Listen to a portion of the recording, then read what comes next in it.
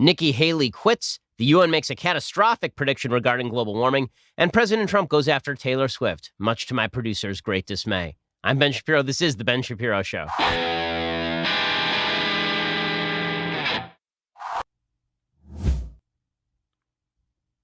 Well, after the laughter and revelry of all the Brett Kavanaugh confirmation, it turns out that today is indeed a sad day because two icons were lost to us. Nikki Haley, for me, UN Ambassador Nikki Haley, for me, she resigned today. We'll talk about that in just a second. And Taylor Swift came in for some harsh critiques from President Trump, much to my producer Senya's dismay. So we'll get to all of that as well. But first, let's talk about that thing that you are wearing on your wrist.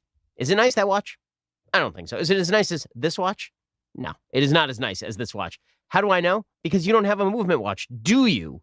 Do you? Well, you certainly should. Movement has come pretty far from being crowd-funded kids working out of a living room. In the past year, they've not only introduced a ton of new watch collections for men and women, they've also expanded to sunglasses and fashion-forward bracelets for her. I have a movement watch. My wife has a movement watch. I actually have two of them. My parents both have movement watches. They make a great gift. They are really nice-looking watches for not a particularly luxurious price. Movement watches are all about looking good and keeping it simple. They don't tell you how many steps you're taking or how many calories you burned. All they do is tell you the time, which is what a watch is supposed to do. Movement watches start at just $95 at a department store. You're looking at $400 to $500. Movement figured out that by selling online, they could cut out the middleman and save on cost, and you reap the benefit. Get 15% off today with free shipping and free returns by going to mvmt.com/Shapiro. That's mvmt.com/Shapiro. Classic design, quality construction, styled minimalism. See why the movement keeps growing. mvmt.com/Shapiro to check it out. So, today is indeed a sad day. Ambassador Nikki Haley, United Nations Ambassador Nikki Haley, my spirit animal, she decided that she was going to resign apparently a few days ago, and that was just announced today. All I can say is I'm stuck in a glass cage of emotion, a glass cage of emotion. I'm so sad right now.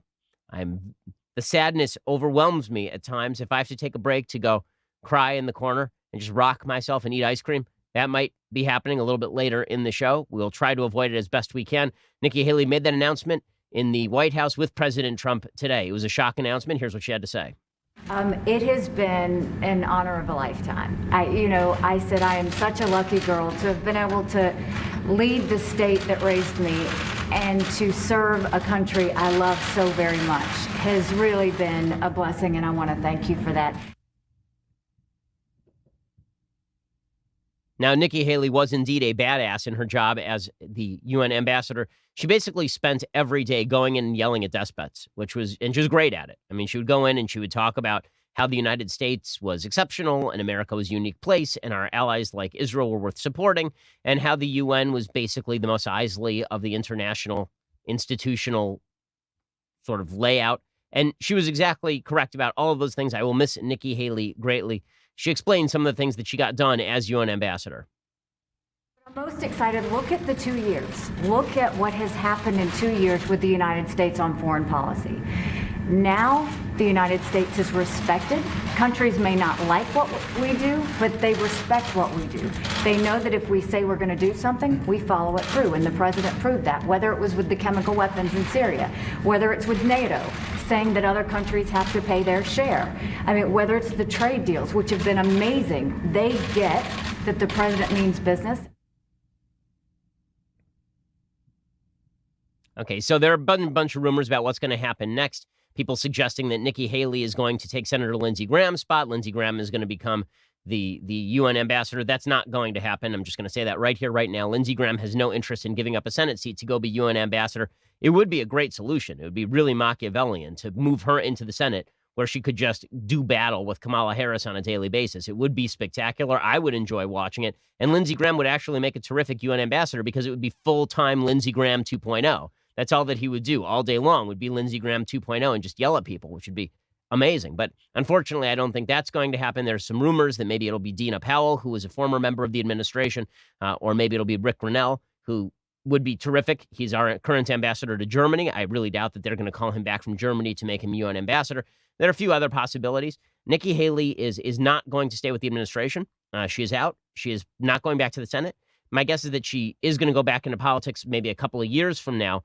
But I get the sense from her, from folks who know her, that she actually does just want to take some time out, that she's sort of been burned out on this job. And I hear her. I mean, that's a pretty brutal job. I met with Ambassador Haley just a few months back, and it's not the easiest job in the world going in there every day. Number one, having to watch what the administration is saying and doing, and number two, having to go in with some of the worst people on earth and try to negotiate with them on a regular basis.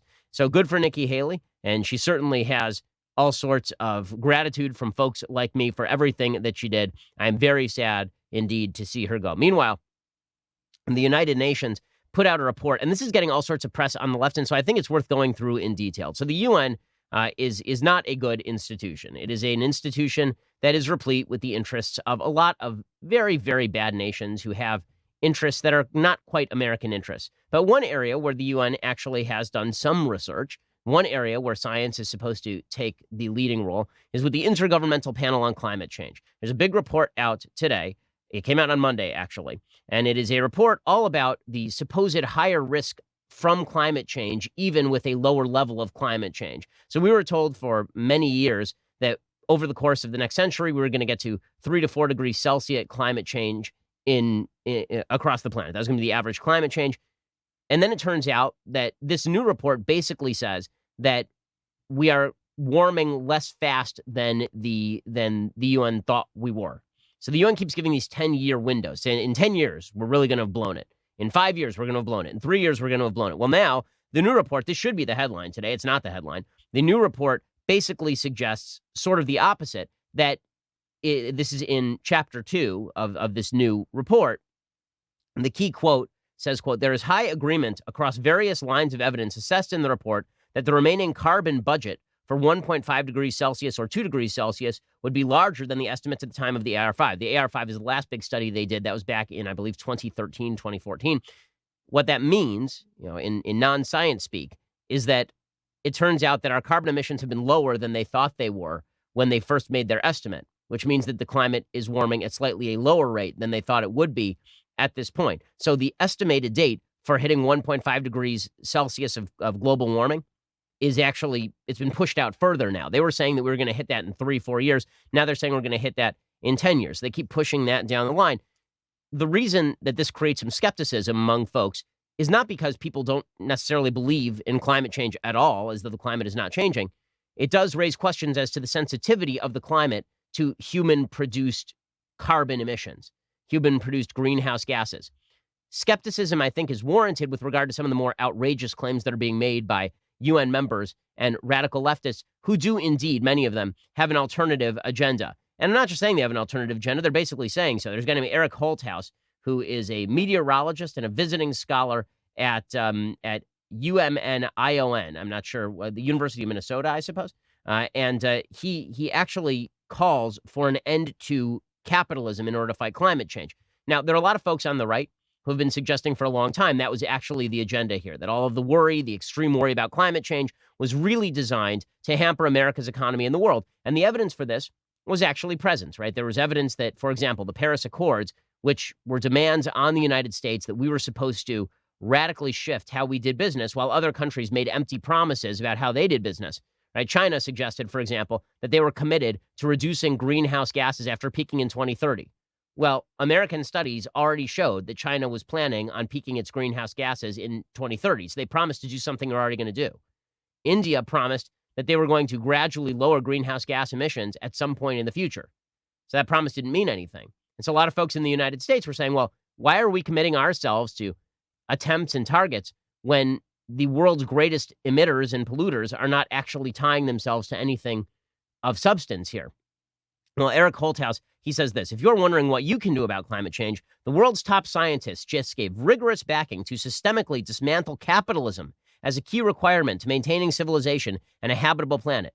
I mean, if you're looking for something to do. So the idea is that we have to get rid of capitalism completely. Where is he getting this from in the report? Well, there's a section in chapter 4 of this UN report that says, increasing evidence suggests that a climate-sensitive realignment of savings and expenditure toward low-emission, climate-resilient infrastructure and services requires an evolution of global and national financial systems.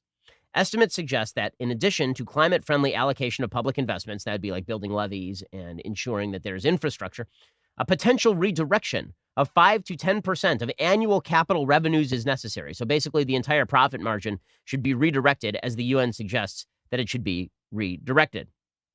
Now, there are several problems with this report. The first problem is the way that it's actually reported by the mainstream media. So the way that the New York Times reports this is that it's a landmark report from the UN Scientific Panel on Climate Change, painting a far more dire picture of the immediate consequences of climate change than previously thought. Except that's not really true. Not much change between the 2013 report and this particular report, the AR5 in this report. Not much changed at all. In fact, the only thing that really changed is that they said that their forecast for doom has actually been pushed out a few more years. But the way the New York Times covers this is that everyone is going to die at 1.5 degrees Celsius change by 2040, as opposed to 2 degrees Celsius change by 2040. The report issued on Monday by the Intergovernmental Panel on Climate Change says that it describes a world of worsening food shortages and wildfires, a mass die-off of coral reefs as soon as 2040, a period well within the lifetime of much of the global population. When the New York Times says that, what they want you to picture is The Day After Tomorrow, that movie with Dennis Quaid, where suddenly a giant tsunami just washes through New York City and sets the whole place under ice for 1,000 years.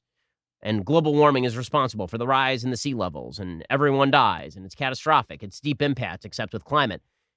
The problem is that that's not really true. All of this climate change is going to happen over the course of the next century. Human beings are pretty good and adaptable when it comes to adapting over time to threats that present themselves over time. Climate has been changing across the world for the last century and a half, really since 1880, 1870. And human beings have been migrating and moving and developing new technologies to deal with all of that. And the same will hold true in the future as well. Now, I'm going to talk a little bit more about the UN report in just a second. But first, let's talk about how you can save some money on your postage. Okay, so every time you go to the post office, it costs you money to actually get in the car and drive to the post office. It costs you time because you have to get in the car and go to the post office. No more. Now you can get all the great services of the post office from stamps.com. You can access all of their amazing services right from your desk 24/7 when it is convenient for you. Buy and print official U.S. postage for any letter, any package using your own computer and printer. The mail carrier picks it up. Just click, print, mail, you're done. Could not be easier. We use stamps.com at the Daily Wire offices, save ourselves time, save ourselves money. And again, we use it because it is so super efficient. And right now there's a special offer. When you use promo code Shapiro, you get up to $55 of free postage plus a digital scale and a 4-week trial. Again, that's stamps.com. Before you do anything else, there's a radio microphone at the top of the page. Type in Shapiro and you save all of that money. $55 free postage, digital scale, 4-week trial. Go to stamps.com, promo code Shapiro. Again, all those great services of the post office without actually having to travel down to the post office. Pretty spectacular deal when you use promo code Shapiro. Stamps.com, enter promo code Shapiro. So according to Bill Hare, who's author of previous IPCC reports and a physicist with Climate Analytics, a nonprofit organization, they're a left-leaning one, we were not aware of this just a few years ago. It's quite a shock and quite concerning. So this is the first report commissioned by world leaders under the Paris Agreement, which again is that 2015 pact that people supposedly signed but really made no real commitment to keep. And Trump said this is a waste of time and pulled us out of it. So the authors found that if greenhouse gas emissions continue at the current rate, the atmosphere will warm up by as much as 2.7 degrees Fahrenheit, 1.5 degrees Celsius, above pre-industrial levels by 2040, inundating coastlines and intensifying droughts and poverty. There are significant problems, I should mention, in climate change modeling. None of the models that have been put forth so far actually reflect the level of climate change that's been occurring. Virtually all of them overshoot the mark. And that's because climate is actually very difficult to predict. There are a lot of factors that are involved in climate. Now, how much of climate change is caused by human activity? Certainly some. The IPCC says 80%. Folks like Roy Spencer, who I'm sure you've heard on other talk radio shows, you've heard him on Rush Limbaugh.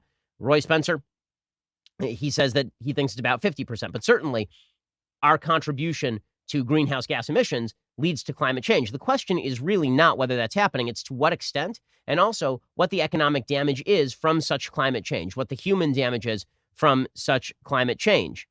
So the New York Times is playing this up as much as humanly possible. Avoiding the most serious damages requires transforming the world economy within just a few years, say the authors, who estimate that the damage would come at a cost of $54 trillion. But while they conclude that it is technically possible to achieve the rapid changes required to avoid 2.7 degrees of warming, they conclude it may be politically unlikely. For example, the report says that heavy taxes or prices on carbon dioxide emissions, perhaps as high as $27,000 per ton by 2100, would be required. That's a $40 per gallon tax on carbon. That's what you're talking about. Every time you go to the pump and you buy 10 gallons of gas, you'd now be paying $400 in tax in order to meet that $27,000 per ton number. The Obama administration had suggested $50 per ton, and that was considered high at the time. Okay, all of this is to say that these estimates are wildly overstated in terms of the amount of damage that they are likely to do. The reason that I say that is because the report itself, the way that these things get reported in the media is that there is virtual certainty in the scientific community that this stuff is going to happen. The problem is that virtual scientific consensus doesn't actually exist on a lot of key issues. So, for example, as I pointed out this morning, there are significant questions in the report about the level of confidence in specific predictions. So in just a second, I'm going to talk about those specific predictions. Okay, so here's what you need to know about the IPCC. So the IPCC makes two types of predictions in this report. The first type of prediction is that 2 degrees of global warming will be worse than 1.5 degrees of global warming Celsius. Okay. And they say that with high confidence, meaning by their metric, 8 in 10 confidence, 80% confidence. Okay, well, that sounds fair, right? I mean, seems like more global warming would be worse than less global warming. That seems like the assumption that we're going on. Then they get to the actual specific predictions. And with those, virtually every specific prediction they make about the amount of damage that's going to be done to the world climate based on 1.5 degrees Celsius of change, virtually all of their predictions are couched in terms of medium confidence. Medium confidence, according to the IPCC, at least according to a 2007 report where they defined the terms, it's the only place I could see them defining the terms. Medium confidence means a 50-50 shot. So basically flip a coin as to whether they are right or wrong on this. And then you are going to determine whether we ought to destroy capitalism on the basis of this. So, for example, in the first chapter, well, in the summary of findings for the IPCC report, it says of the 105,000 species studied, 6% of insects, 8% of plants, 4% of vertebrates are projected to lose over half their climatically determined geographic range for global warming of 1.5 degrees Celsius, compared with 18% of insects, 16% of plants, and 8% of vertebrates for global warming of 2 degrees Celsius. So basically, everything is going to double. Right? Everything is going to double, and for insects, it's going to triple. Everything bad is going to double, and then for insects, triple with 2 degrees Celsius of change versus 1.5 degrees Celsius of change. But that is expressed at medium confidence. Okay, so there's a 50-50 shot they're right. Are you willing to bet the future of the world economy and leave billions of people in poverty in developing nations on a 50-50 bet that they are right about the spread of insect-restricted areas? I mean, really, is that a bet that you're willing to make? Because now you're taking a virtual certainty that hundreds of millions of people will live in poverty and increased conditions of poverty, and you're betting that against the 50-50 possibility that some bugs will have less space to live, or that 16% of plants will lose half their climatically determined geographic range. Now, that's a serious consideration, but I think that there's also the possibility that, number one, the scientists are wrong, and number two, there's the possibility that technology tends to actually manifest itself in different ways, that when you see serious economic, serious environmental problems, technology is a good way of mitigating against that. In fact, there's a good case to be made that global warming, because it's a greenhouse effect, has acted kind of like a greenhouse. What you've seen is an increased greening in certain parts of the globe, specifically because of global warming. And that's sort of a repeated thing in this IPCC report. The more specific they get, the lower their confidence level. So, for example, they say about approximately 4% of the global terrestrial land area is projected to undergo a transformation of ecosystems from one type to another at 1 degree Celsius of global warming, compared with 13% at 2 degrees Celsius of global warming. So if it's 2 degrees Celsius global warming, 13% of the entire global terrestrial land area is going to be transformed in terms of ecosystem. But again, they say that with medium confidence. So what they say with full confidence is that 2 degrees is worse than 1.5 degrees. What they say with medium confidence, meaning half-half, is that this change will be really, really dramatic. Right? That's basically the case that they are making. Now, when I say all of this, folks on the left immediately say, well, you're a climate change denier. Again, I'm not denying climate change is taking place. I'm asking what the actual impact of climate change will be, and two, what measures will be necessary in order to curb said climate change. So I want to take another story that's in the news today because it's sort of astonishing. Yesterday, a guy won the Nobel Prize in economics. His name is William Nordhaus. He works over at Yale. And the left championed this guy, William Nordhaus. Why? Because William Nordhaus has for years been modeling what sort of economic systems would be best in terms of curbing global warming. And this has been his actual life work. So the left said, oh, look at that. That's a slap against Trump. It's a slap against the right. Finally, we're rewarding someone in economics who takes global warming seriously. But there's a serious problem with this particular take on William Nordhaus and Romer, the guy who he won a Nobel Prize in economics with. It turns out that their arguments actually undercut some of the arguments being made by the same folks who are promoting them and promoting this IPCC report. I'll explain in just a second. First, let's talk about improving the quality of your business. You want to get better employees? You want to get rid of the bad ones and you want to replace them with good ones? I know you do, Colton. I'm looking at you nodding right there. Well, if you do, don't be so sure, Colton. If you do, check out ZipRecruiter.com/dailywire. ZipRecruiter is the best site for job finding, okay? Unlike other job sites, ZipRecruiter does not wait for candidates to find you. Instead, ZipRecruiter finds them for you. They have powerful matching technology, scanning thousands of resumes, identifying people with the right skills, education, experience for your job, and actively inviting them to apply. So you get qualified candidates fast. You don't have to sort through wrong resumes. You don't have to wait for the right candidates to apply. It's no wonder that ZipRecruiter is rated #1 by employers in the United States. That rating comes from hiring sites on Trustpilot with over 1,000 reviews. And right now, my listeners can try ZipRecruiter for free at this exclusive web address, ZipRecruiter.com/dailywire. Go check it out for free. ZipRecruiter.com/dailywire. That's ZipRecruiter.com/dailywire. ZipRecruiter is indeed the smartest way to hire. That's why we use it at the Daily Wire offices ourselves. ZipRecruiter.com/dailywire and try it out for free. Okay, so as I say, a lot of folks on the left very excited about William Nordhaus actually winning a Nobel Prize in economics for his work on the economics of climate change. There's only one problem with this. Nordhaus actually argues that we should only intervene economically. We should only shift our economy when the costs of not intervening outweigh the costs of intervening, which makes a lot of sense, right? So if you're not going to intervene and the costs of climate change are really high, then you should intervene, right? This is how you make all your decisions in life. You make every decision in life. The cost of me acting, is it better or worse than the cost of me not acting? So what Nordhaus basically says is we have to determine whether the cost of action is more expensive than the cost of inaction. What point does that become a reality? At what point do we actually have to act? Well, according to Mr. Nordhaus, the actual number is the optimal temperature increase where we have to act is when there's a climate change of 4.1 degrees, which is about 2.3 degrees Celsius. Okay, so higher than anything the IPCC is talking about. In fact, his model is called DICE, and there is a 2013 model version that he posted in an Excel table. The key data here is that he estimated a cost in the year 2100 of 4% of global GDP, which is the equivalent of reducing annual growth over the century from about 2.27% to 2.22%, or postponing the prosperity of 2100 until 2103. So if the worst case scenarios hit, he is talking about a cost in the year 2100 of 4% of GDP, which is not all that high. We can cope with it. It's something that we can deal with. In August, he actually published an updated discussion of this model. I talked with Orrin Cass this morning, who's an expert on this stuff over at Manhattan Institute, does wonderful work.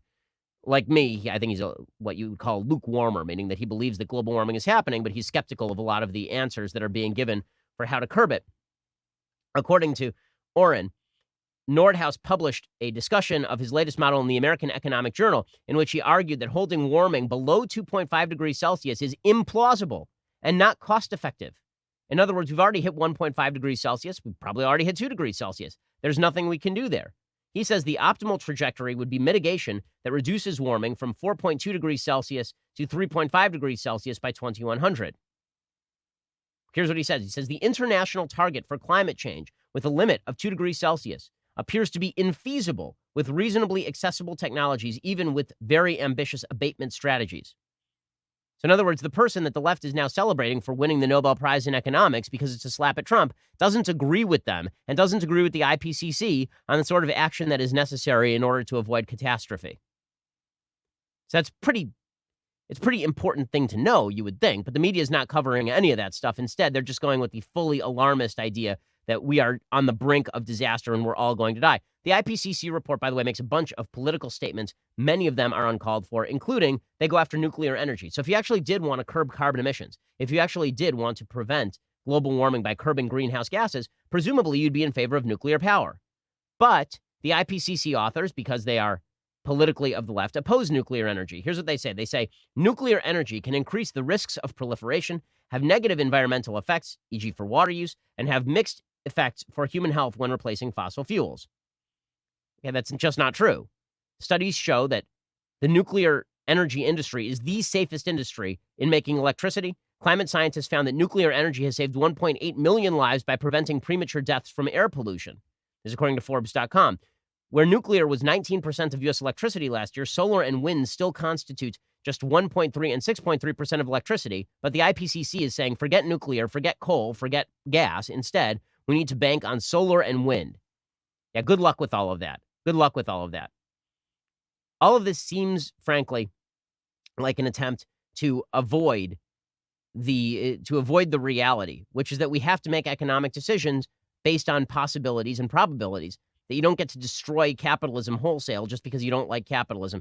And when you hear people saying wild things about how the cities are going to be underwater and millions of people are going to die and all the rest, just remember that there is an agenda backing some of these folks, and that the alarmist predictions of folks like Al Gore have not, in fact, come true. That doesn't mean we shouldn't take global warming seriously. We should. But that's why we should use money for abatement. That's why we should be looking at building levees. It's why we should be looking at creating barriers to tsunamis and figuring out exactly how to move people inland. It means that there are lots of ways over the course of the coming century for us to deal with some of the increased problems of climate. But exaggerating the problems of climate ain't going to do it. And then suggesting that we overthrow capitalism to do it is not exactly a smart solution. Nonetheless, radicalism rules the day. And it's driven by a sort of weird millenarianism. This idea that we are immanentizing the eschaton, that we are about to experience the end of time. Now, this existed in a lot of religious communities. The early Christian community thought that sort of the kingdom of God was at hand. It's happened in the Jewish community too. You see it among certain Muslim sects. Well, you see it in the secular world too. The idea that we are living in the end times and the apocalypse is basically upon us. And that means that harsh action is necessary. We need harsh action now. We need crazed action now, because if we don't, everyone is going to die. Millions will die. Millions will die. And we keep hearing this about the increase of hurricanes and tornadoes, even though there's been no actual increase in the number of hurricanes or tornadoes. We keep hearing this about the supposed outsized impact of hurricanes and tornadoes, even though, for example, in Bangladesh, which just experienced a pretty significant hurricane within the last year, about 4,000 people died. In the 1990s, there was a similar sized hurricane, 100,000 people died. What did that mean? It meant that Bangladesh actually spent the money and provided the resources necessary so that fewer people died. In other words, human beings, as intelligent animals, have the capacity to adapt to our environment. We've been doing it our entire existence. Nonetheless, the feeling that we are living in crisis mode has permeated the left to a really extraordinary extent. And that reaches all the way down to the lowest level of the Democratic Party. I mean, the lowest level, meaning the folks in Antifa. So if you haven't seen this, I have to show you this tape from Antifa in Portland. Antifa has basically taken over the city. For folks who don't know what Antifa is a wild leftist group. They call themselves anti-fascist. What they actually want to do is prevent anyone from saying anything they disagree with. They just want to prevent anyone from talking. They wear black. They beat people up who they disagree with. They took over an actual intersection in Portland, and the authorities did nothing about it because, of course, this is Portland. Let's just go that way. Because I told you to. Really? Mm-hmm. Don't hurt Yeah, me. brother. Just go, Yeah, you little white little. Really? Yeah, you're a little whitey, aren't you? The First Amendment. Get the down the road. Please just keep going the direction. Just please turn right Please for go Christ's the sake. direction I asked For you to Jesus go. Christ's sake, let's turn Please, right. you're Well, yeah. blocking traffic and they're getting pissed at you. We're blocking traffic. You can turn. Okay, so obviously Antifa has taken over the city, and they're telling people where to go. Where the hell are the cops? Well, the answer is the cops are nowhere to be found, because for months, Portland has been controlled by Antifa. There's an article from August 2018 by Andy, I believe it's pronounced Nago, or maybe the N is silent. He's an editor at Quillette, and he has a piece called "Anarchy Breaks Out in Portland with the Mayor's Blessing." Here's what he says. Along the trolley tracks behind the U.S. Immigration and Customs Enforcement Field Office, a biohazard cleanup crew works under police protection. It finds used needles and buckets of human waste simmering in nearly 100-degree heat. The smell of urine and feces fills the block. For more than 5 weeks, as many as 200 people had occupied the site to demand ICE's immediate abolition. They're gone now, but the community is left reeling. 38 days of government-sanctioned anarchy will do that. The mob surrounded ICE's office in southwest Portland June 19th. They barricaded the exit. They blocked the driveway. They sent guards to patrol the doors. They trapped workers inside at night. They laid on the street, stopped traffic at a critical junction near a hospital, and police stayed away. At this time, I'm denying your request for additional resources, said Portland Police Bureau Deputy Chief Robert Day, writing to federal officers pleading for help. Hours later, the remaining ICE workers were finally evacuated by a small federal police team. The facility shut down for more than a week. So the locals just let Antifa run roughshod. And that's not really a surprise. The radicals have taken over large swaths, have left Tom Perez, the head of the DNC, is now essentially admitting that there are no moderates left in his own party. When we see that there are no guardrails in Washington, I mean, we know that for sure. There are no moderate Democrats basically left, moderate Republicans left in the United States. There are no moderate Republicans left in the United States Senate. Freudian slip there from Tom Perez. There are no moderate Democrats because there really are not. I mean, the number of moderate Democrats has declined. How much so? So much so that our own producer, Senya, is experiencing great tragedy today. I'll explain why this has an impact on Senya in just a second. But first, let's talk about your Second Amendment right. So you're a gun lover. That means the clock is ticking for you. How would you like to hit the range tomorrow with a brand new gun? I know I'd love that. And the USCCA wants to make that dream come true. They're here to help train and protect responsible gun owners like you and me. Right now, they're giving away free guns every day, so you got to check them out. They're giving away a different gun every single day, but it all ends soon. Just text SAFE to the number 87222. That's 87222. Get entered right now. You could get up to 24 chances to win your gun daily. It could be 24 Kimbers, 24 Glocks, 24 new SIGs.